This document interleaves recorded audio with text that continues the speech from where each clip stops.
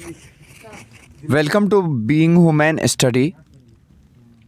तो आज हम शुरू करने वाले हैं इंग्लिश का first essay Indian civilisation and culture, जो कि इस बार यानी कि 2022 का जो बोर्ड एग्ज़ाम्स होने वाला है उसमें इसके पूछने के 90% से ज़्यादा संभावना है, क्योंकि ये क्वेश्चन 2 साल से नहीं पूछा गया है। इसलिए हम उम्मीद करते हैं कि इस बार पूछा जाएगा, क्योंकि ये बहुत ही इम्पोर्टेंट चैप्टर है और बहुत ही इम्पोर्टेंट क्वेश्चन बार बार इससे पूछा जाता है।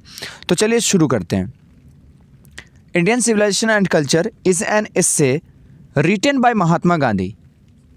यानी Indian civilisation and culture Mahatma Gandhi के द्वारा लिखा गया एक लेख है।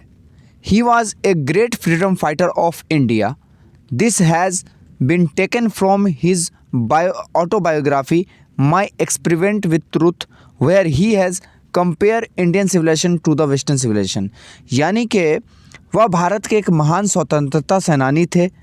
यह लेख उनकी आत्मकथा यानी उन पे जो लिखी गई थी, उनकी माई एक्सपेरिमेंट विथ ट्रूथ, उससे लिया गया था, जिनमें उन्होंने भारतीय एवं पश्चिमी सभ्यता की तुलना की है। तो एक बार फिर से हम रिपीट करेंगे इंग्लिश में। Indian civilisation and culture is an essay written by Mahatma Gandhi. He was a great freedom fighter of India. This has been taken from his autobiography my experiment with truth, where he has compare Indian civilization to the western civilisation.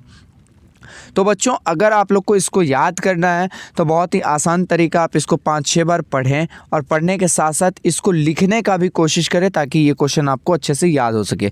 परीक्षा बहुत नज़दीक है, इसलिए हम मात्र 6 से 7 इससे लिखाने वाले हैं, यानी कि यूट्यूब पे हम बताने वाले हैं, जो कि आपको इस बार बोर्ड एग्जाम्स में पूछे जाएंगे। अगला पैराग्राफ है इसमें। He says that all the great civilisation of the world lost its existence, but India is still alive and it's her glory. So we should cling to our own civilization. If we want to be happy, we should learn to control our desires। यानी वह कहते हैं कि दुनिया की सारी सभ्यताएं मिट गई, पर भारत अभी भी ज़िंदा है और यह इनकी खूबसूरती है। इसलिए हमें अपनी ही सभ्यता को गले लगाना चाहिए। अगर हम खुश रहना चाहते हैं तो हमें अपनी ही ख्वाहिशों पर लगाम लगाना चाहिए। तो इस तरह से बहुत ही अच्छे तरीके से लिखा गया ये एस्से है, जिसमें आप ईज़िली तैयारी कर सकते हैं और बहुत ही आसानी से तैयारी कर सकते हैं। आपके बोर्ड एग्ज़ाम्स में अच्छे मार्क्स ऑब्टेन कर सकते हैं। बहुत ही बेहतरीन तरीके से इसमें लिखाया गया और इंग्लिश के साथ साथ उसकी हिंदी भी दी गई है, ताकि आपको उसका अर्थ पता चल सके। अगला पैराग्राफ है। If the west has done maddening invention, we also have taught the world the lesson of unity, integrity, soul and religion. We don't hate West, but we should not try to copy it. We worship morality, whereas them worship immorality। यानी अगर पश्चिमी ने हैरान कर देने वाले आविष्कार किए हैं, तो हमने भी विश्व को एकता, अखंडता, धर्म और आत्मा का सबक पढ़ाया है। हम पश्चिमी से नफ़रत नहीं करते, पर हमें इनकी नकल करने की कोशिश नहीं करनी चाहिए। हम लोग नैतिकता को पूजने वाले लोग हैं, जबकि वह लोग अनैतिकता के ज़्यादा करीब हैं, यानी अनैतिकता को बहुत ही नज़दीक से मानते हैं। इसका चौथा पैराग्राफ है। Both this civilization are good in their own spheres, but it's a clear that the modern civilization is the worship of materialism and our forefathers have taught as to believe in on hands and feet. We should not forget those values and we should try to revive our own civilization। यानी दोनों सभ्यता अपनी अपनी जगह सही है, यानी पश्चिमी जो सभ्यता थी और हमारी सभ्यता थी, ये दोनों अपनी अपनी जगह पे सही थी।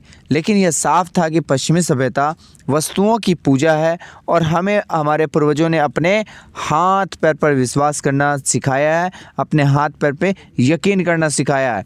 हमें उन आदर्शों को भूलना नहीं चाहिए और कोशिश करनी चाहिए कि हम अपनी सभ्यता को ज़िंदा रख सकें।